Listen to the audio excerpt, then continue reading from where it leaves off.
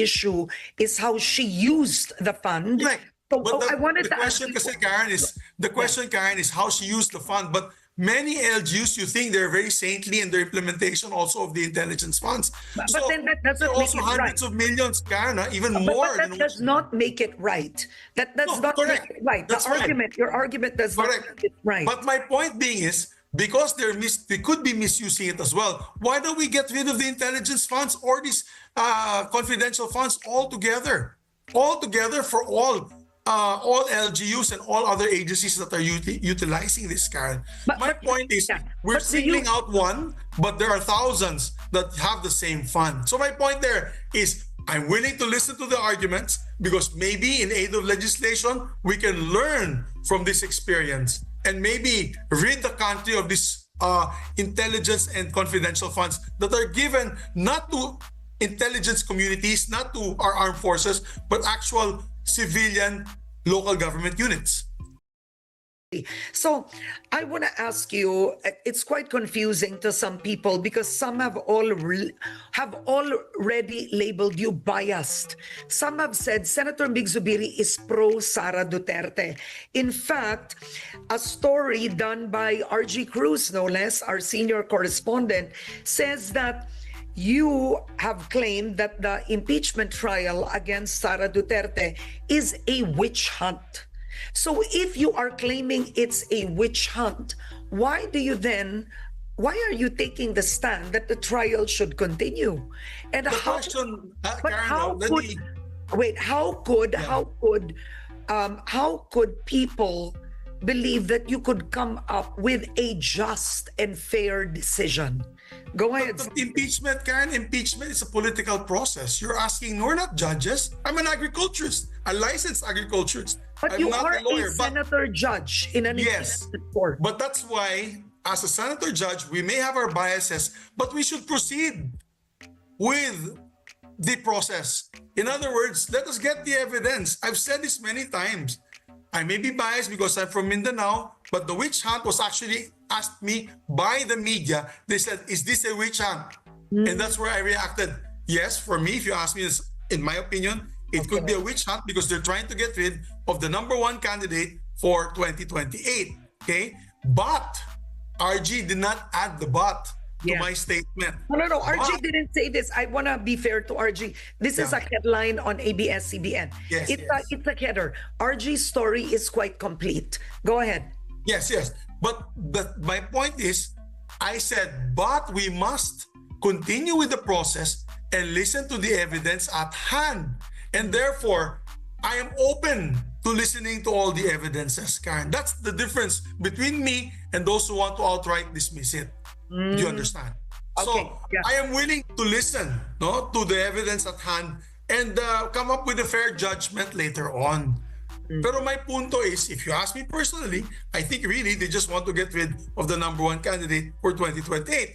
But with that said, I'm open to the prosecutors presenting the evidence and let us ask them, litisin natin, pag-usapan natin. I want to ask them about the evidence. I want to ask them also, Karen, that is this intelligence fund only unique to the vice president or the president? No, it is also unique to all the LGUs in the country. From Quezon City, Makati, But all the LGUs to Apari to Holo. I don't think the fund itself is the issue. The issue is how she used the fund. Correct. So But I wanted the to ask question, you, kasi, Karen, is how she used the fund. But many LGUs, you think they're very saintly in their implementation also of the intelligence funds. But then that doesn't they're make also it hundreds right. of millions, Karen, even more. But that does not make it right. That does not correct. make it right. That's fine. Your argument does not Correct. make it right. But my point being is, because they could be misusing it as well, why don't we get rid of the intelligence funds or these confidential funds altogether? Altogether for all LGUs and all other agencies that are utilizing this, Karen.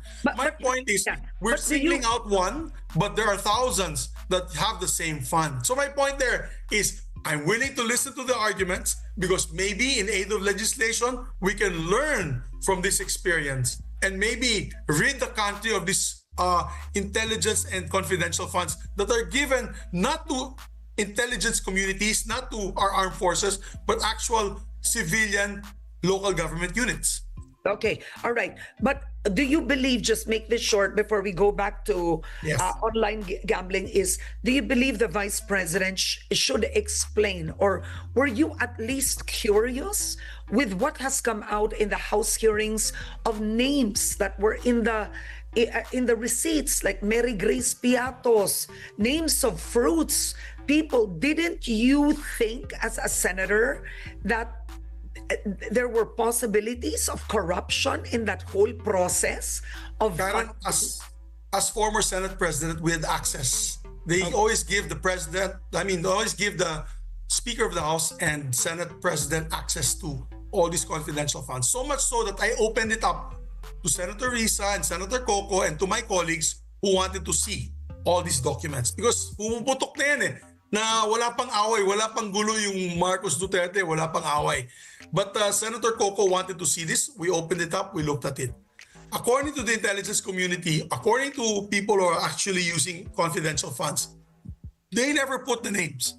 They never put the actual names because of the idea that it's confidential. So they never put the actual names. Now, what the prosecutors have to tie in is, number one, are these actual recipients? And if the vice president can actually show a list of the actual recipients. And number two, did she benefit from the funds? They have to prove that she pocketed the funds, Karen. Now, in the absence of that, I'm keeping an open mind. So my point being is, we just have to study and continue with the process and look at the evidence at hand. But my point being is, why just single out her? Let's get rid of the fund for everybody else. Because maybe we should look into this deeper. Maybe the ombudsman should look into this deeper, not only to the vice president, to the president, but also to everyone else who has confidential funds from Apari to Holo in all the local government units, Karen. I know them saying this. I might be ostracized by and vilified by my friends in the local government units, but it's true. They have confidential funds in many, if not most, local government units all across the country. So maybe we should look into reforming that use of that fund. Okay, all right. So as we close, let us now go back to the bill you filed for a total ban on online gambling. You filed the bill. What happens now? I mean, We'll take push us for through it, the Karen. process. Yeah. I We'll think I have the dig support deeper of my in the Senate. colleagues. Yeah, go on. We'll push for this in the Senate. We have counterparts in the House of Representatives. Yeah. Many congressmen have filed also measures similar to this. Now, we have to really make sure that we take this out to the public, let the public know. I'm trying to seek support from the public on this, Karen. As I said, it's a very difficult fight. We're going to be fighting oligarchs. We're going to be fighting billionaires. Even politicians, because some politicians own some of these platforms. And it's going to be a tough fight. But I'm doing this for my kids, Karen. I'm doing this for your children and my children. I want them to come up or grow up in a society that is free from the scourge of all this addiction, drugs, gambling, easy gambling. We are just now looking for the quick fix. Every time you want to make money, pusta na lang tayo, baka manalo tayo. And that is what we're trying to change. The Philippines, I love our country, Karen, and I'm really so frustrated. Why can't we increase our number of tourists? Why can't we make our flights cheaper to Siargao? Why is it more expensive than going to Taiwan or to Hong Kong? There's so much frustration. Dadagdagan mo pa ng scourge ng gambling. And everybody, imagine you have 20% of the population playing on their phones, gambling every day, losing their hard-earned income. It will drop our consumer spending. It will drop our economy. Trust me, Karen, if we do not control this now, it will drop our economy, because our economy is surviving through OFW funding and through consumer spending. Consumerism, yeah. So Yes. actually, that's the interesting part about what you said, is I wonder if there's already a study linking less domestic spending, right, for families, the normal that was spent, because they're spending it on online gambling. But to close, Randy David wrote this opinion article, and I think think it's quite interesting, saying this is clearly no longer about gambling. It's about what kind of future we are being conditioned to accept and who profits from our distractions. It's about the ethical ecosystem of our increasingly digital economy, what we choose to promote, what we choose to flourish, and what we turn a blind eye to. So in the end, I really ask you, do you think President Marcos Jr. would have the political will to ban this? That's really the question here. Yes, I totally agree with you. But if he does, I salute him. If he does, I salute him. He's looking at the future of our country, the future of our children. Imagine we're tackling the problem with education. Yesterday, you had Senator Angara with you. Imagine the lack of classrooms and the difficulty of getting the lesson plan to our children. And now you have a problem of gambling, where they're going to be gambling every day. They might no longer go to school.